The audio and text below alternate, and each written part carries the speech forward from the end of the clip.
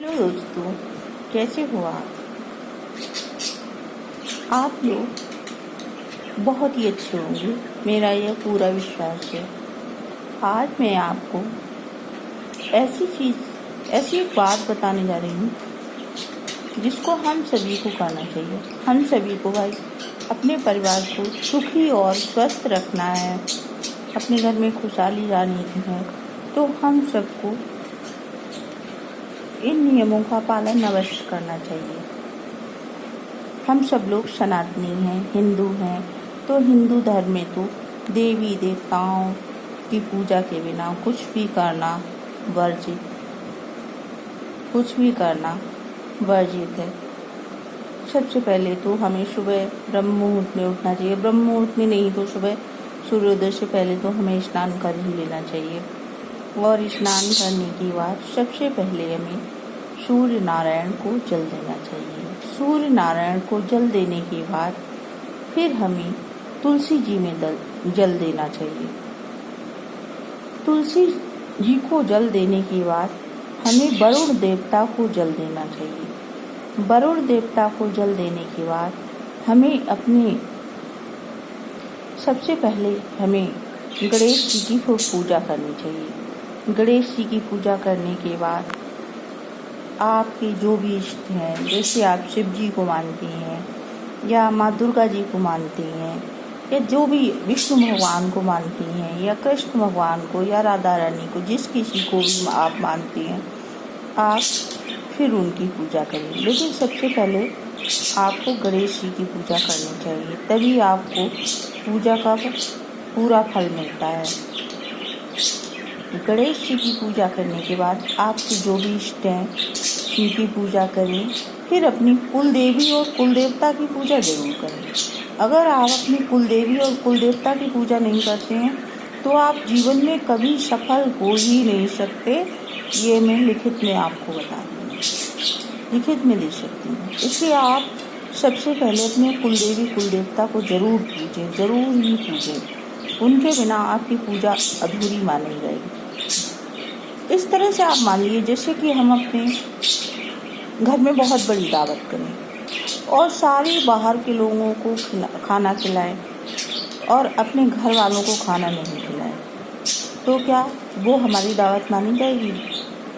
क्या वो उससे हमारे घर वाले खुश होंगे? क्या हमारे घर में सुख शांति आएगी? घर में तो कलह कलेश ही मचेगा ना, क्योंकि घर के सब लोग भूखे होंगे। इसी तरह से हमारी कुल देवी और देवता हैं। कुल देवी और देवता तो हमारे ही है, कोई लोग हैं हमारी जो रक्षा करते हैं। इसलिए सबसे पहले गणेश जी की पूजा करने के बाद आप अपनी कुल देवी का दीपक जरूर जलाएंगे और उन्हें भोग लगाएं, और फिर कुल देवता को भोग लगाएं और उनसे प्रार्थना करें कि हम आपके ही वंशज हैं, आपके ही पुत्र पौत्र हैं, आप हमारी रक्षा करें। आप हमारे घर में अन्न धन सुख संपत्ति पुत्र पौत्र धन यश सम्मान की बढ़ोतरी करें। इस तरह से उनसे विनती करें, तभी हम पूरी तरह से सुखी रह सकते हैं।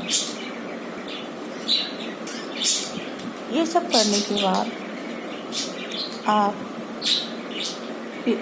आपका जो भी गुरुमंत्र है उसे आप करिए। गुरुमंत्र की माला 11 माला से गुरुमंत्र की माला कम नहीं करनी चाहिए, ज़्यादा चाहे कितना ही हो जाए।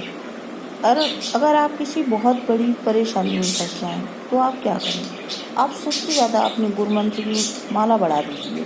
जितनी ज़्यादा माला बढ़ेगी उतना ही ज़्यादा आपका कार्य जल्दी सिद्ध होगा और आप उस परेशानी से यूँ निकल जाएंगे जैसे हमारे गोली लगनी हो शरीर में और गोली की जगह हमारे पैर में एक कांटा चुभ जाए और कांटे से ही काम चल जाएगा, तो हम पूरी तरह सुरक्षित बच जाएंगे। यही मैं आपको अपने व्यूअर्स को बताना चाहती हूँ, क्योंकि हमारे सब्सक्राइबर्स और व्यूअर्स ही हमारा परिवार है। उनके बिना तो हम अधूरे हैं। अगर आप लोग हमें सब्सक्राइब नहीं करोगे या हमारा चैनल नहीं देखोगे तो हमारा चैनल बनाने का मतलब क्या है? और फिर हम सभी हिंदू भाई बहन या जो भी हमारे देश के पूरे देश के भारत के नागरिक हैं, वो पूरा हमारा जब भारत देश सुखी होगा तभी तो हम सुखी होंगे।